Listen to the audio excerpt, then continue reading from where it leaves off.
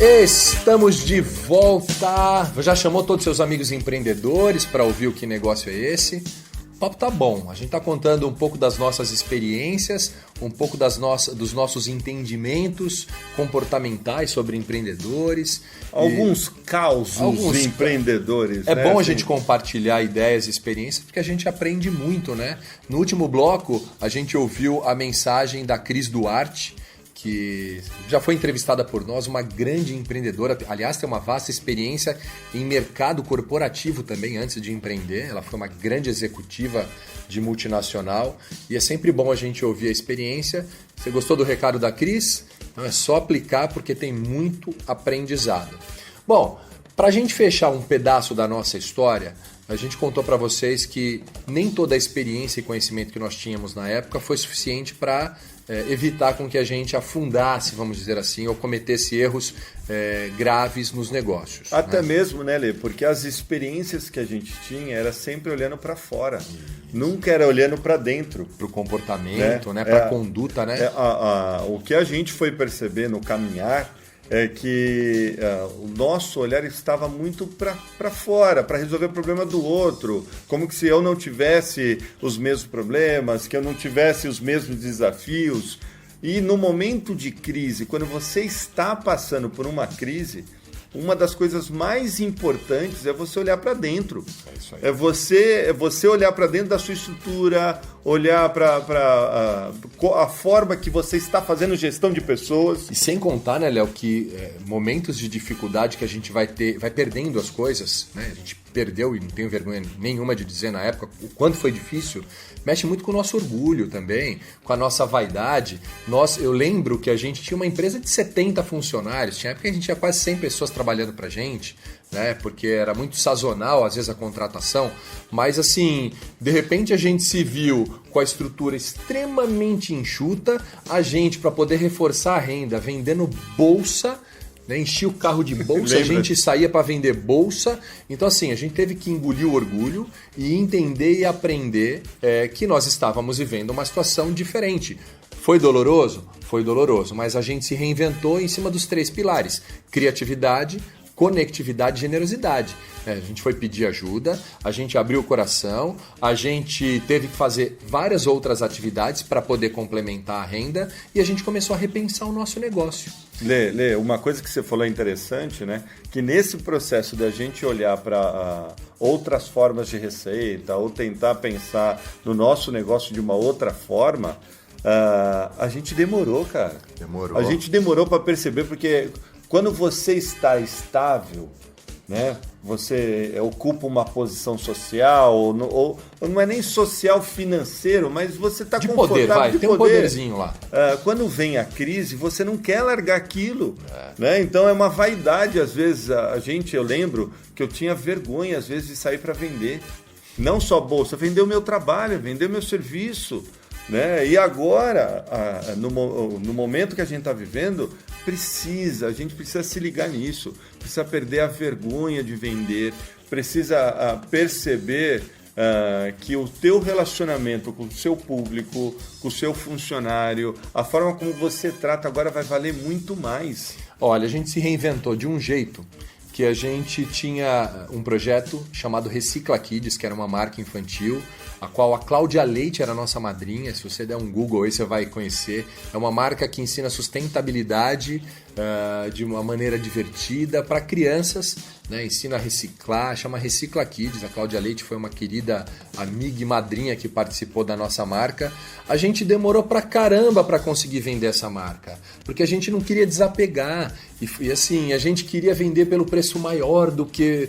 Então, porque assim, achava que o nosso produto, né, era muito valioso, né? Ou você acredita que aquilo que você criou, da onde vem a fonte inspiradora, que é você, ou Deus, o que você queira acreditar, vai vir mais? Ou você vai ficar se apegando, de repente, a uma situação e não vai conseguir se desvencilhar. Graças a Deus, para resumir a nossa história aqui, a gente conseguiu fazer a venda dessa marca, a gente foi estudar, como eu já disse para vocês, e se a gente não tivesse passado por esse vendaval todo, hoje a gente não seria os empreendedores que nós somos, hoje nós não teríamos estudado psicologia, neurociência, mecânica quântica, a gente não estaria tão feliz fazendo o que a gente faz, que é ajudando a empreendedores a se tornarem pessoas mais realizadas, vamos dizer assim. Isso aí, mas isso aí. Muito legal, cara. Foi bom. Parece uma sessão terapêutica. É bom compartilhar a história. É bom, né? Sabe por quê? Muitas vezes, quando você está do lado de cá, as pessoas que escutam a gente acham, não, esses caras não sabem o que estão falando. Não sabem o que estão falando, mas a questão não é nem essa. Nunca passaram por isso, não estão passando por isso. Né? E essa é uma preocupação que eu e o Leandro, a gente sempre teve quando a gente decidiu a trabalhar com o que a gente trabalha. E principalmente agora está na frente ou por trás, perdão, dos bastidores, do microfone, falando com as pessoas. Cara, a gente sabe sim o que é passar por essa crise, não é fácil, a gente precisa de muita união, a gente precisa de muita aceitação do problema, né? É um problema que não tem solução, é mentira. Tudo tem solução, confia na gente. É claro que se você idealizou, né? Boa. Eu idealizei, é isso que eu quero, eu construí, eu vou perder. É difícil dizer nesse momento. A gente não sabe o quanto cada um vai perder. Mas que se você não entender que é uma oportunidade para se reinventar e sair mais forte e melhor, não vai adiantar passar por essa. Virão outras, né? Graças a Deus, no passado a gente já tinha passado por isso. E hoje, para nós, não me vejo numa posição de destaque, mas num certo privilégio de já ter amargurado e saber que dá pra gente reverter esse quadro. O que a gente falou já, né, Lê? Se precisar, no final de toda essa pandemia... Voltar a vender bolsa, vamos voltar a vender bolsa. Se precisar vender espetinho, eu sei que vai ter um monte de concorrente lá com a gente, mas estamos juntos. Mas o Leonardo vai dançar lá na hora de vender espeto, voltar a vender cachorro-quente, né? Bom, meu querido empreendedor, vou trazer para vocês agora, eu e o Leonardo, a gente separou algumas iniciativas que são importantes. Se você ainda não tomou nesse momento de crise, presta atenção que são importantes se você ainda não fez. A primeira delas é preparar o espírito para a batalha, certo? Momento de crise, no desespero, a gente acaba perdendo o sentido, né? É como num risco de afogamento.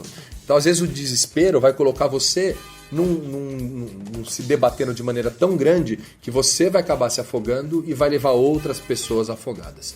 Hoje eu conversei com um grande empresário de Minas Gerais, ele é grande mesmo, assim, tem uma empresa com muitos funcionários, e ele falou para mim, eu fiquei 3 dias trancado chorando.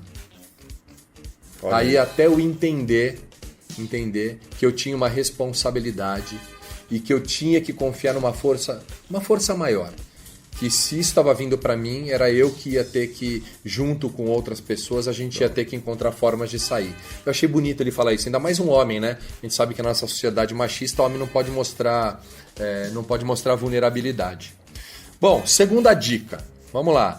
Então, a primeira você entendeu, né? Prepare o espírito para a batalha. Ninguém tá falando que vai ser fácil. Mas também ficar falando Ninguém também está falando que vai ser muito difícil, não, tá? Né? Só estamos mudando a rota, digamos assim. O espírito para a batalha pede para ter agilidade. O que não pode é ficar, o que eu vou fazer? Não, é fazer.